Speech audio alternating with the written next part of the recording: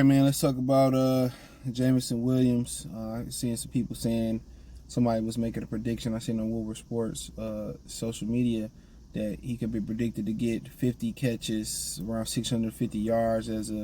They project him as probably a number 3 production receiver this year, going into his 3rd year. Obviously, first round pick, 5 years plus the franchise deal. So he got some work to do. I mean, obviously, he has some ground to catch up his rookie year.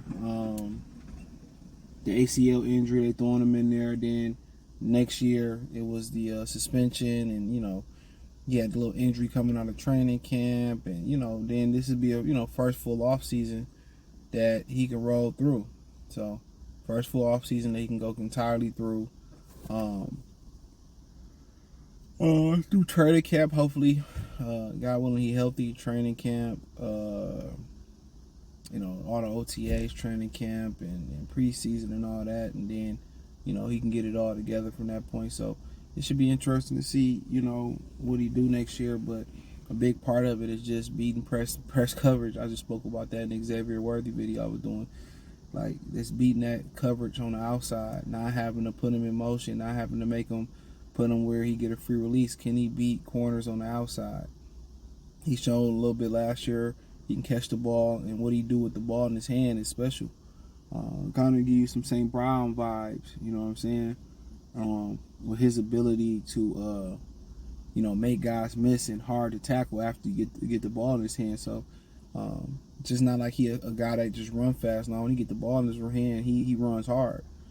So you want to see him get involved in jailbreak screens and smoke screens, and not just end arounds. We want to see him get the ball in his hands.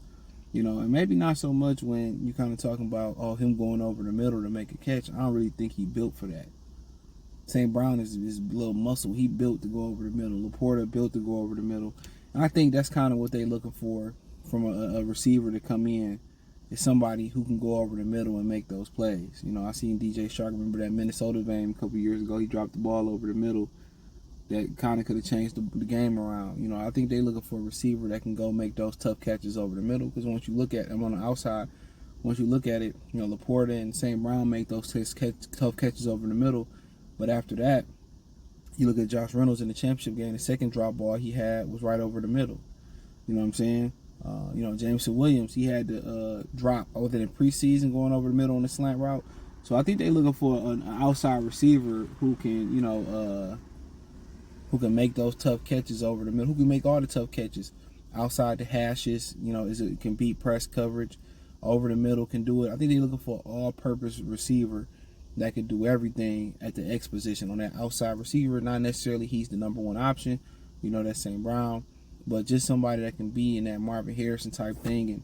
And, Jameson Williams, he's shown that he can catch the ball on the outside the hashes and all that, and he can be the guy to burn down the field. The question is, can he develop into a guy that go over the middle and make those tough catches? And if he can't, then you go out there and you find somebody that can make those tough catches. So as far as his production, really it depends on how involved he gonna get. That's what it depends on. How involved they gonna get him involved. A lot of times they didn't look his way. He dropped the ball. They didn't trust him. But he was the one at the end of that San Francisco game catching the goddamn ball. So at the end of the day, you got to give him an opportunity to go out there and do what he do. And they got to find ways to get him the football, not just put him on deep routes and that stuff. They got to find a way to give him the ball, in the screen game, in the short jailbreak screen game, the smoke screen game, the comebacks, the curls, the slant, not just slant, the deep posts and all that type of stuff.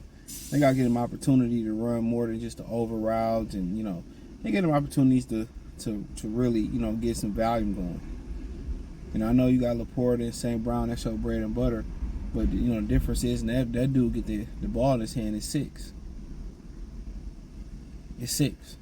You know what I'm saying? You was probably 6. So I think part of his progression is going to be, a game plan revolved around him. And how can we get him, 5 to 10 targets? That's what I feel like. How we gonna get him 5 to 10 targets? So, and if they can figure out how they gonna get him 5 to 10 targets, then then hey, it could be up from there. But I think that's probably on point about where his production is going to be at 50 catches, 650, 3 or 4 touchdowns.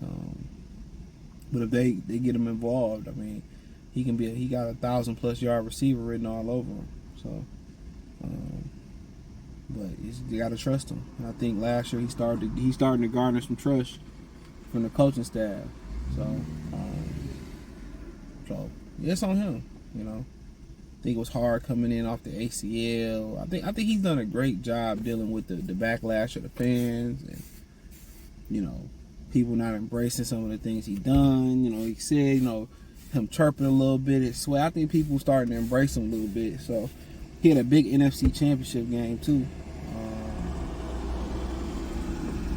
And I just think for him it's just about getting bigger, stronger, perfecting the routes.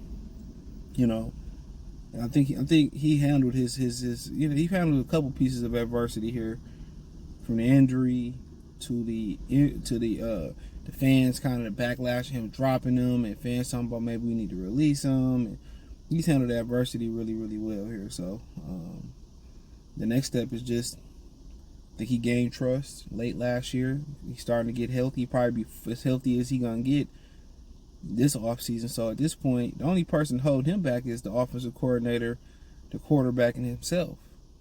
That's the only thing holding him back. So I think he ain't holding himself back no more. So, the coordinator got to find a way to get guys the ball. You got to find a way to get guys the ball. So you can't just rely on Laporta and St. Brown in the running game. And I think they failed. I mean, at times I feel like they forgot about Josh Reynolds out there too. So, at some point it's time to, continue to progress the offense and find ways to get guys the football. So we'll see. But hey, I think he could have a big year, low key. Even if they were to add another receiver, which they should, I think he can have a huge year. Just what he can do with the ball in his hands. It could be instant 6. So I look forward to it, man. Seeing what he can do, man. I think he's passed all the tests that God put in front of him here. I mean, the biggest test he passed was dealing with Detroit fans. Eric Ebron never won that battle, never was going to win that battle. And when his father said, hey, man, when J-Mo father said, this is what he signed up for, I was like, yeah, he going to be all right. You got to, people don't understand the importance of a father. It's crazy.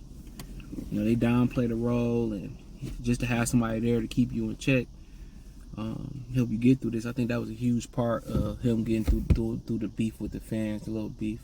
He had a lot of support. He embraced the city. So, yeah, man, I look for him to have a big year.